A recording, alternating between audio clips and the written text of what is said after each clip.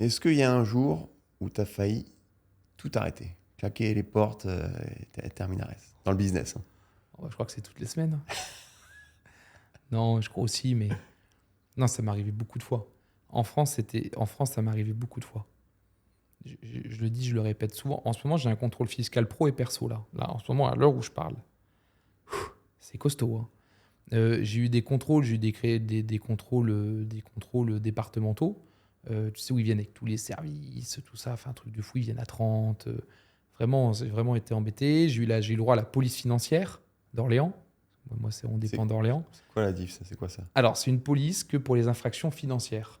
Je me suis fait arrêter par la police financière, une enquête, et à la fin, ciao. Ça s'est arrêté. Il y a pas eu, en fait. C'était un peu. Je ne sais pas pour quelle raison, c'était un peu bullshit. Mais j'ai quand même été entendu, garde à vue, police financière. Mais c'est pas comme un contrôle d'URSSAF, Non, c'est la police vraiment dans les commissariats de police. Et il y a des polices financières. Et donc, voilà. avec un mandat et tout. Ouais, ouais, bien sûr, ouais. Ouais, c'est comme la police, Et police. il t'accusait de quoi? Il m'accusait de fraude, de blanchiment, Ah oui, tout voilà. ça. Et c'était complètement faux. Ouais, ça, Voilà. c'est quelqu'un qui t'en voulait, ça. Et j'ai donné tous les documents, tout, l'avocat. Moi, je fais une petite 24... Non, pas 24 heures, je suis un menteur. J'ai fait 18 heures de garde à vue. Une journée complète, quoi. Une très grosse journée, quand même. Et puis c'est fini. Ça s'arrêtait là. Donc ça, les contrôles, URSSAF, contrôles fiscaux, tous ces contrôles-là, ça a vraiment été... ça m'a vraiment... Là, je me suis dit, putain, mais pourquoi on m'en veut, quoi? J'essaie de créer de la richesse, je fais gagner de la TVA, je paye mes impôts, j'ai des salariés, je paye des charges patronales. T'avais pas eu un moment où t'avais bloqué tes comptes carrément pour aucune raison? Si on était à Dubaï, je m'en souviens. Ouais, ouais, un organisme, alors la Grasc, AGRASC, qui m'ont saisi mes comptes. Un matin, je me réveille, BNP, Banque Tarno, j'ouvre et je vois des virements sortants, mes comptes à zéro. Ah, ils sortent l'argent Ils carrément. sortent l'argent. C'est des saisies. Et c'est en même temps que la police financière, pour suspicion de blanchiment et tout. Donc, du coup, bah, ils te saisissent, ils te laissent 900 euros, 800 euros pour vivre. Alors, je t'explique pas, j'avais pas le train de vie de quelqu'un qui a besoin de 800 euros par mois, hein. Compte perso? Ouais, compte perso, compte perso, Compte hein. perso. Ils peuvent le faire aussi en pro. Là, c'était perso. Donc, ça a duré 1 an pour qu'ils me débloquent mes sous. Après, il y a eu poubelle, le dossier. Il fallait qu'ils me rendent des sous.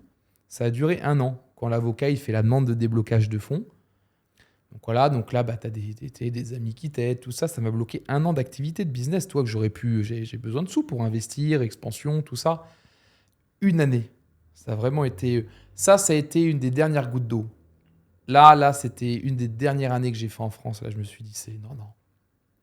Non, on me saisit mes comptes, on m'handicape pendant 1 an dans ma progression. Là, je me suis dit, c'est de la folie. C'est vraiment de la folie. Non, j'ai vraiment morflé, hein. Entre les journaux de ma ville qui me tabassaient dessus sans arrêt. Bon, j'ai juste à taper Valentin Pinault sur Google, France Bleu Berry, Nouvelle République, regarder les articles qui tombent par terre. Donc, ils me tapaient dessus sans arrêt, les impôts, l'URSSAF, tous ces... Comme si tout le monde, en mode, c'est trop beau ce que tu es en train de faire, c'est impossible. 25 ans, tu crois que tu vas racheter la ville, mais attends, on va te montrer nous. Et que ça, des coups de pelle, des coups de pelle, des coups de pelle. Mais j'ai la peau dure, hein, donc enfin, c'est pas facile de m'avoir. Donc ça a créé une petite carapace, un peu tout ça, et après je me suis dit, et vous savez quoi? Ciao. Vous voulez pas mon oseille, vous voulez pas que je crée de richesse, je vais le faire ailleurs, il n'y a pas de problème, je m'en fous. Ciao, avion, au revoir.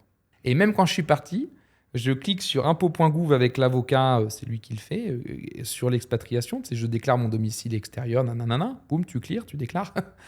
15 jours après, boîte aux lettres de chez moi, mon père il m'appelle, c'est lui qui relève le courrier, recommandé, il signe le recommandé du facteur, contrôle impôt perso. Parce qu'en fait, t'es parti, maintenant on va contrôler, on va voir si on peut pas te reprendre des sous. Contrôle perso, 15 jours après, contrôle pro. Il me restait encore ma holding, tout ça en France, contrôle pro. C'est la mafia en fait. On vient toquer à ta porte un petit peu tous les 15 jours. Là, je me suis dit, c'est quoi ce truc? C'est de la folie. Là j'ai compris ce truc-là. J'en parlais avec l'avocat, il m'a dit, c'est très rare, tu sais, un client qui connaît l'URSSAF, le fisc, la police financière, l'ARGRASC, là. Il m'a dit, toi, tout ça, à l'époque, hein, avant tes 27 ans, puis là j'ai encore contrôle fiscal, il n'est pas fini, mais avant tes 27 ans, c'est costaud, hein. Il y a des gens, ils ne l'ont pas vu jusqu'à leurs 40 ans, tu vois. Ça a été très dur. Me suis vraiment fait taper dessus, donc voilà. Mais Ça fait partie du jeu, peut-être. Il y a peut-être des gens qui m'en voulaient, qui ont vraiment fait en sorte que je me. Non, ça devrait pas faire partie du jeu.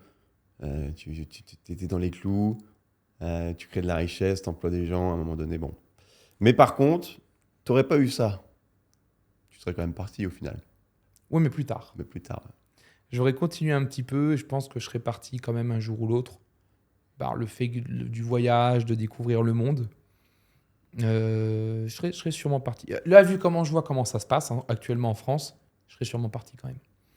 Mais pas avec cette amertume et peut-être pas en vendant tout, pas en fermant tout. J'aurais gardé. Tu vois, j'aurais gardé des choses. J'aurais peut-être continué de faire un petit peu de business en France, deux, trois petits trucs et tout. Là, ça m'a vraiment dégoûté. C'était une très mauvaise période pour moi. Ouais. C'est dur. Hein. Même d'en parler, Ah, c'était cata. Hein. Ça a vraiment été dur. Hein. Puis familialement, ma compagne de l'époque, tout, Hmm. Et faut attention, hein, faut accepter. Hein, quand tu es la compagne et que tu dois supporter, tu vois, c'est le but. Ouais, c'est costaud. Hein. Fallait en vouloir pour vivre avec moi. Hein, parce que c'était du looping. Hein. Mais bon, comme ça.